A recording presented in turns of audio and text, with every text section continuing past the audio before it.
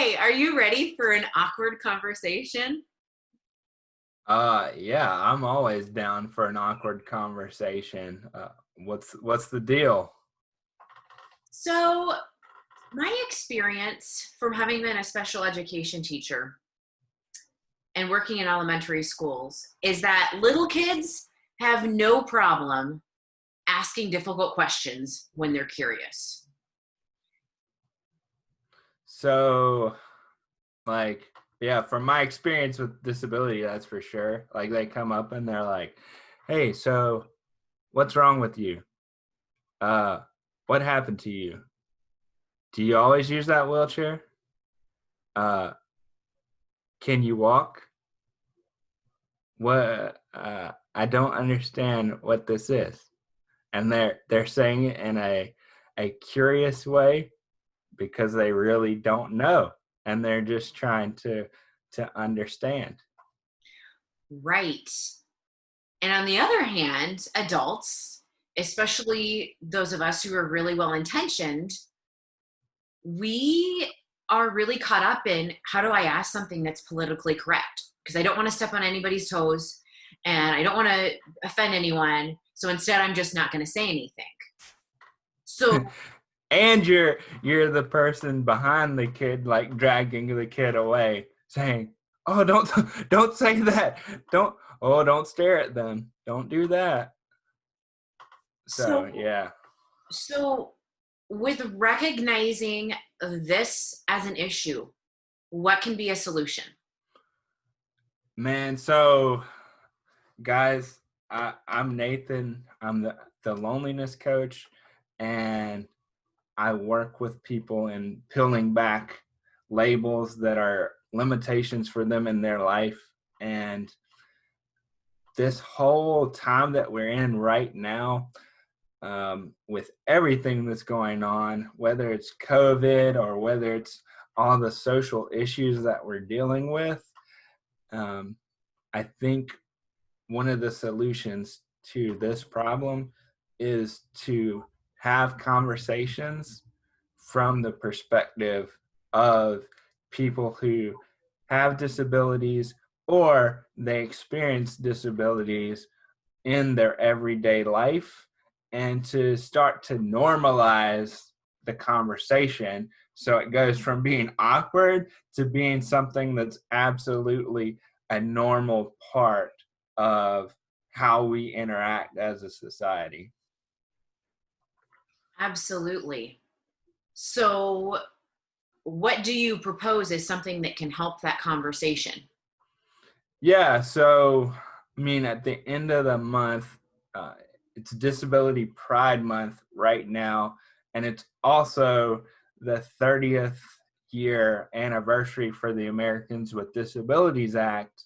And so, with those two things in mind, I'm going to be holding a virtual summit on the 24th through the 26th, because the 26th is when the law got signed into being a law. And the whole goal is to have speakers and have conversations like we're having right now, back and forth, where you, as an entrepreneur, as a business person, as somebody who may not have much experience when it comes to disability, and you may be the person Katrina talked about, with wanting to know more but not knowing where to start the conversation. We're going to be having conversations from all different perspectives on uh, what it is like to live with a disability, hopefully in the world, if not just the US. I've got several irons in the fire for this to be an international thing, to get a well-rounded perspective, but it's just about having those conversations. Awesome. So, your summit then, who is it for? Yeah, so it's for, like I said, really the entrepreneurs, the people who don't have this as a normal part of their conversation. I really want to focus on entrepreneurs just from the standpoint of one of the questions that I've been asking participants is about the American dream and what that actually looks like for someone with a disability. And man, that conversation, like the ideal that we all grew up with, if you're around my age or older, so just for context, I'm in my 30s. If you're older, we had this vision of what the American dream looked like. And so for me, it's like family, job, uh, school, picket fence, that whole deal. And that doesn't exist in that way for people with disabilities. Um, One of my guests talked about the idea that a lot of people with disabilities have to, they want to get married, but they have to make the choice not to protect themselves from losing medical benefits that create the quality of life that anyone deserves to have. So they know if they get married, then their spouse's income and resources become their income and resources, and usually knocks them out of qualifying for things like healthcare.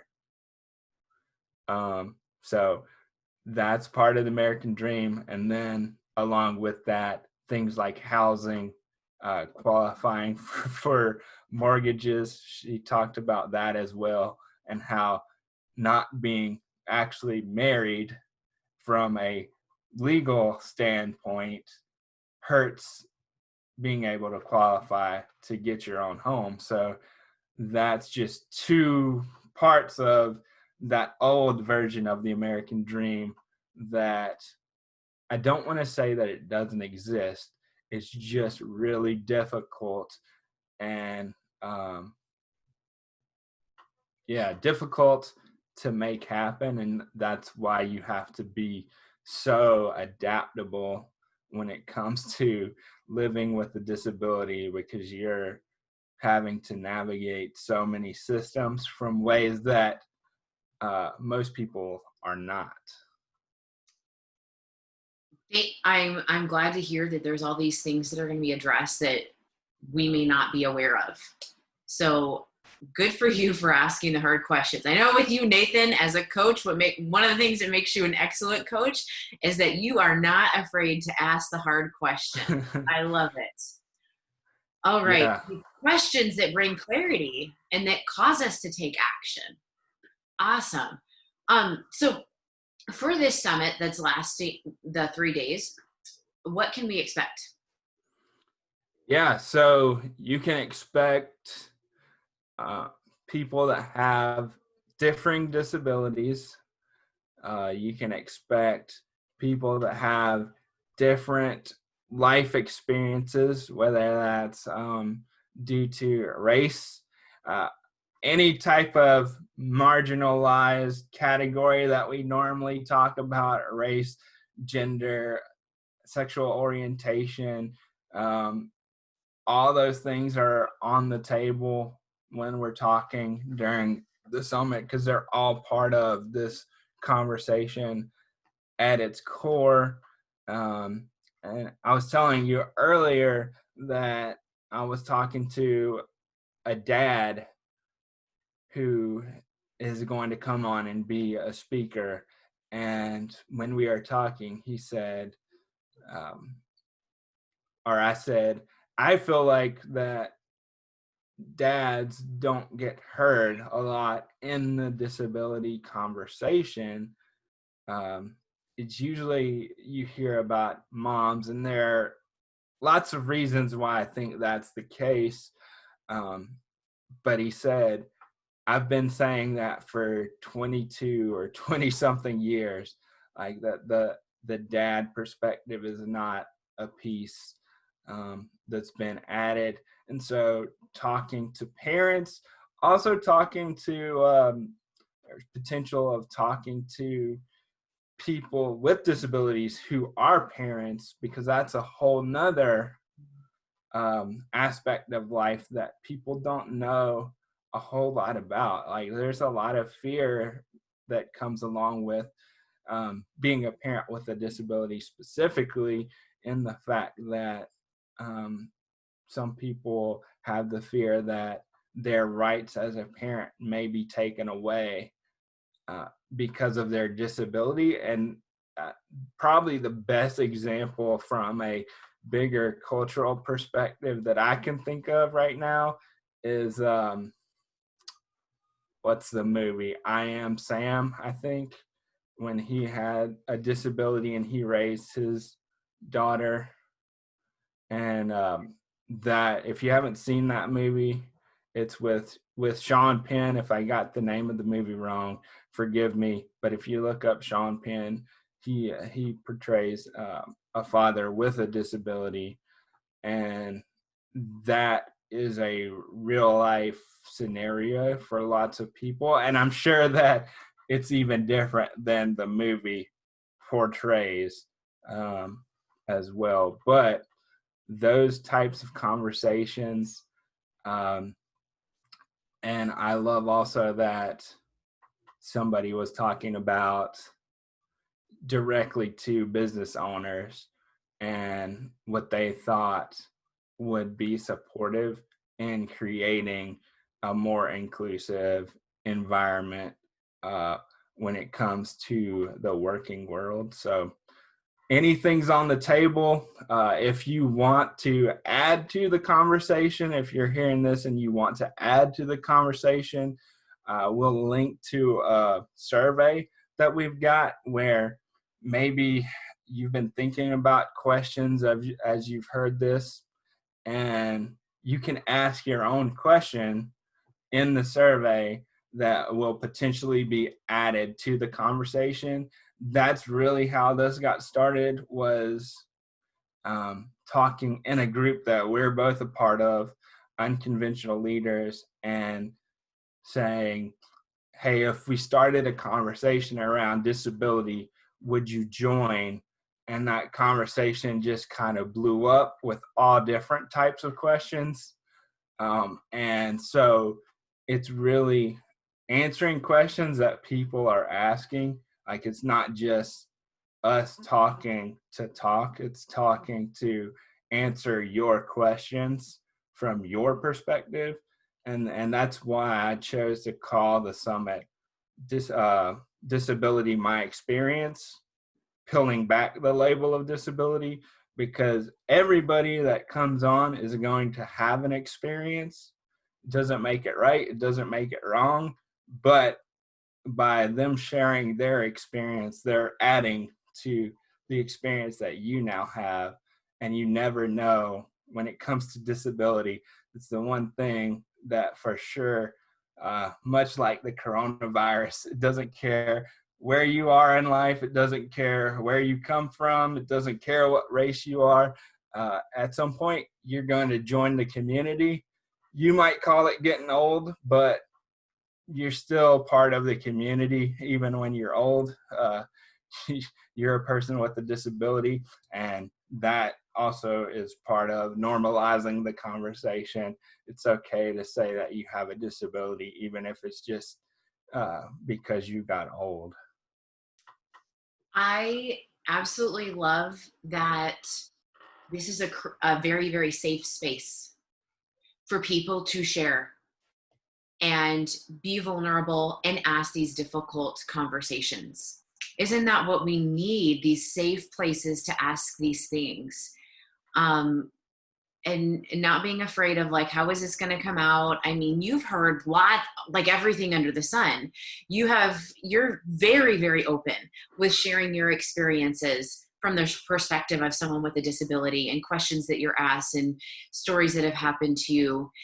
So yeah, I just like to encourage anybody listening to this, if you have any questions, to send those to Nathan, because Nathan's very, very interactive with anyone on social media, whether it's Instagram or Facebook or, YouTube videos. If you comment, Nathan will respond.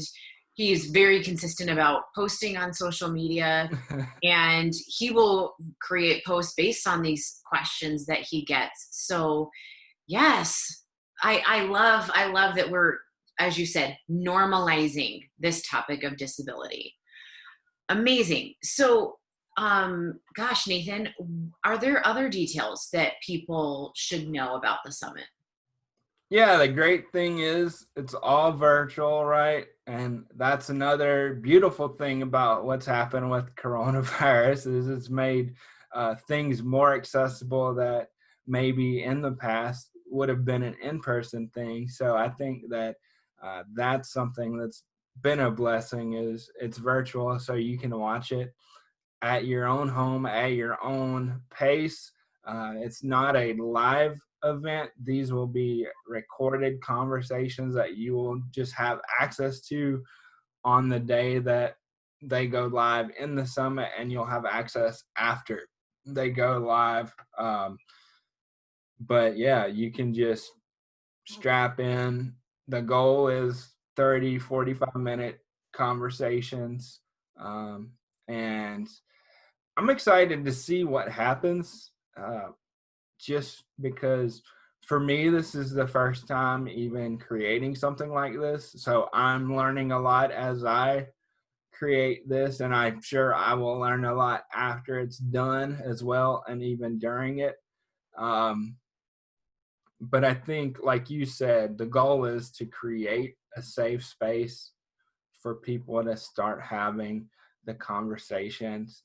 And I know that even though it's not targeted for the audience to be people with disabilities, I think that they will also gain from their fellow people with disabilities, their perspectives.